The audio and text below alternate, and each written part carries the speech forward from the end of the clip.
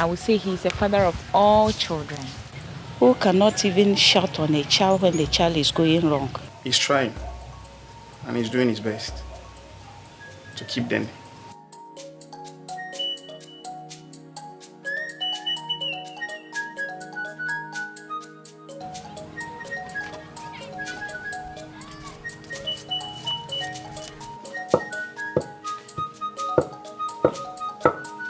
Yeah, my name is Abraham Lermu Saaka. I am the founder and the proprietor of Redemption Children's Home.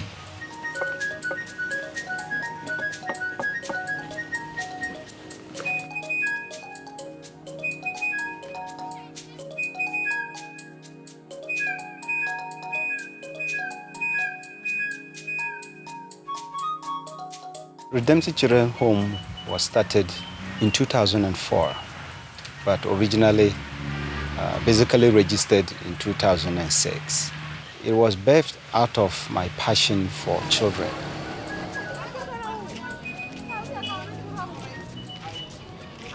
I had the opportunity or the privilege of being raised by a Dutch family. And so on the back of my mind, I always wanted to be able to take care of at least one child to be a blessing to. And when I finished my university, I had the opportunity to be with some American missionaries where I had a little bit of money. So when I came back home, I found out that there was an abandoned baby. So I decided to go for that child. And the child was only 1.5 weeks old. So when I went, I just asked for the child. And the family quickly handed the child over to me. I started with one child, thinking that that's the only child I was going to take care of. The news went viral. So within a short period of time, we have moved from one child to about 5 children, and then to 15.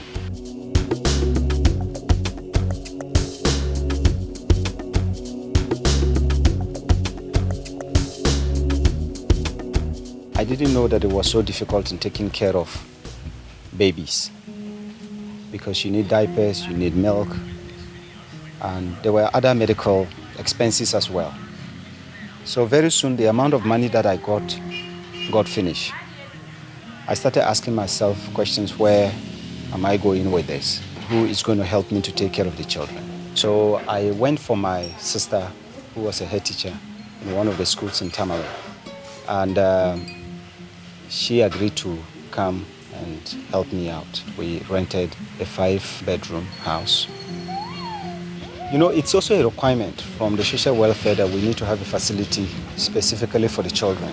And renting was more costly than having your own place. And I had the opportunity to be in Holland a couple of times.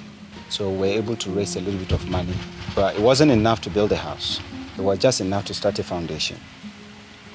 I was here in the house one time when a man from Norway came and told me that he has heard of me and what I'm doing. So he wanted to hear my story. He also planned that he was going to help raise money to help us. That was the point where we were able to raise money bit by bit to get what we have today. We were able to build the children's home and then also to put up 3 classrooms for the children. But the school is not only open to the children home, but also it is open to the public. To redeem, it's also to save or to prevent. What we're trying to do is to be able to save some of these children in their situation, save them into a new life, where they can grow up to become what God wants them to be. About 2 years back, I decided to join him here, just simply because I do visit. The way the kids were being taken care of, I wasn't happy with it. So I decided to join them to take care of their food and then their clothing and all sorts of things. Before my wife came in, I know that she was just coming in, not knowing where I started. And sometimes I know that even though she liked what I'm doing, she was not there when I grasped the concept. So there are certain challenges that I knew she was going to face. they seeing their father to be the mother, the father, the sister, and everything, all of a sudden you came inside and then, now look, what is this? You are bringing all these kind of rules. So it was not easy for us, but now they have really understood me and then accepted me as a mother. So I really love them, yeah. The journey with me being with Abraham, there is some sweetness part of it, and then also some part that is a little bit, And now she starts to see the reality, the pressure of having to wake up in the middle of the night because there's an issue, you have to go to hospital when kids need money for something, the food situation. It is not easy. So, and having to even have time for her sometimes were some of the things that she came to struggle with. So it wasn't very easy for her. And it wasn't easy for me as well.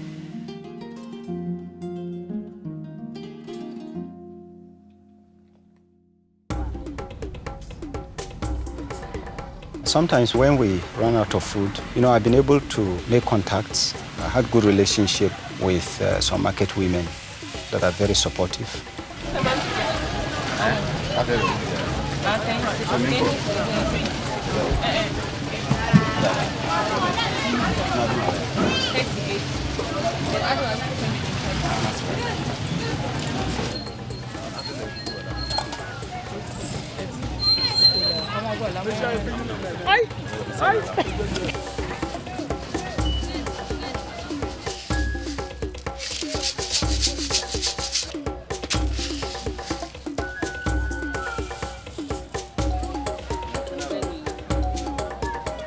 A lot of people misunderstood me. Even some of my family members misunderstood what I was doing until we have gotten to a level when people began to understand.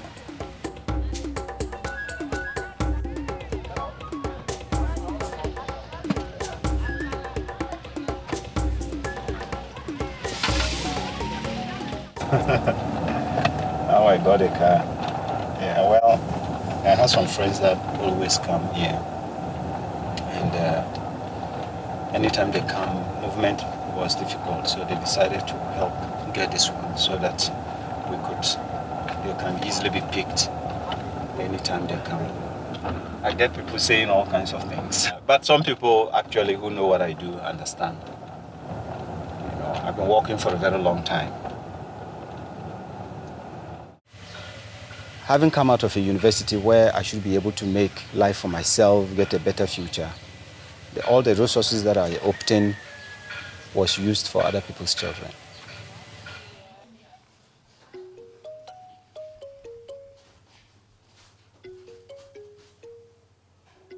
It's exciting to have your own blood child, but when my firstborn came, I think it wasn't so much a big thing to me, like as I thought it would. I think the reason being that I've always felt like a father. I've been a father for a very long time before he came. I was happy even when I was not, pregnant. When I got pregnant, the happiness boosted up. And then I realized that this is my own blood.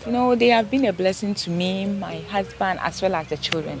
Right now that I am also having kids over here, it's not easy because my responsibilities as a wife has increased. And so I have to take care of those in the house here as well as going there. So the way I used to go there has really reduced, but then I still make time to, go there to make fun with them. I was torn apart. I have a family here. Now I have to deal with both families. And all of them are a priority. They are very important to me. With the new reforms, with the social welfare and the government, they are all very good policies, but it's not easy when you have to raise children from 1 year and some of them are almost 18, 19, and then you have to part company. It's one of the most difficult things.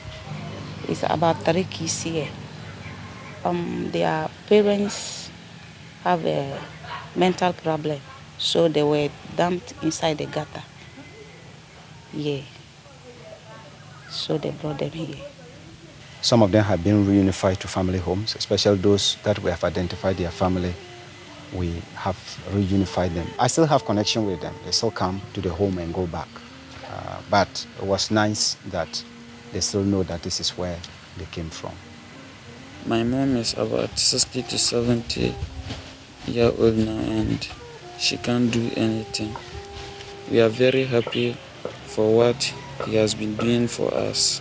I'm going through tough times or emotional distress.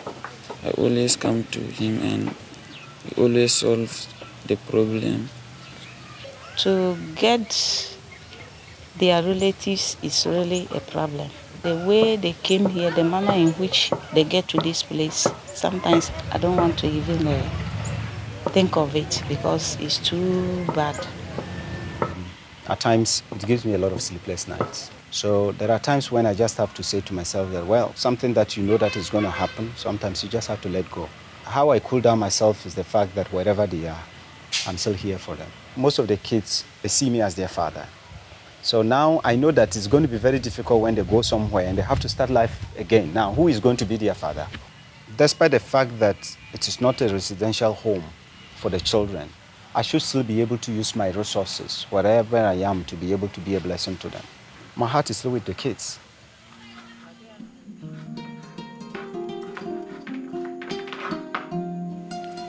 You know, one of the things that I'm doing right now, it's what we call individual sponsorship. The individual sponsorship, it's mostly for the older kids. I'm trying as much as possible to connect them to individuals that are able to adopt them and sponsor them through their school. I've been able to get 3 now. One of them is in the Ghana School of Cosmetology in Accra. I have one that is going to go into pottery. This is a piece of land that I've given to this friend of mine. And one of the reasons is also because some of my kids are the children who are interested in mechanics. So we gave a little bit to him so that they can get opportunity to come and learn how to repair cars.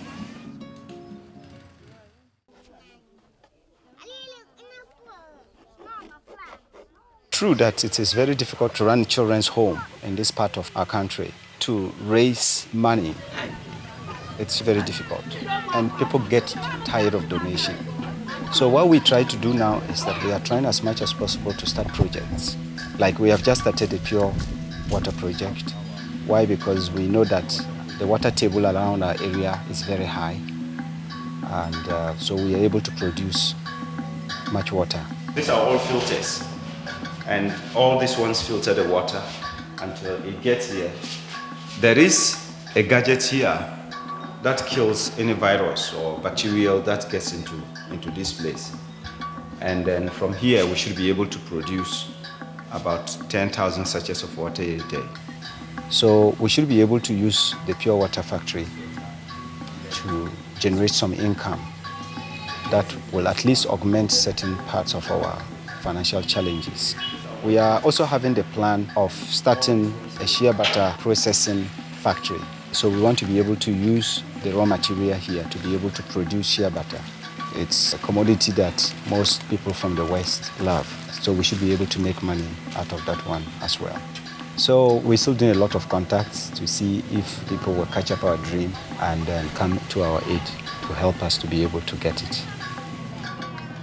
So we're calling everybody to do something little as a brick to get us moving. Even if you have not given birth, you are a mother.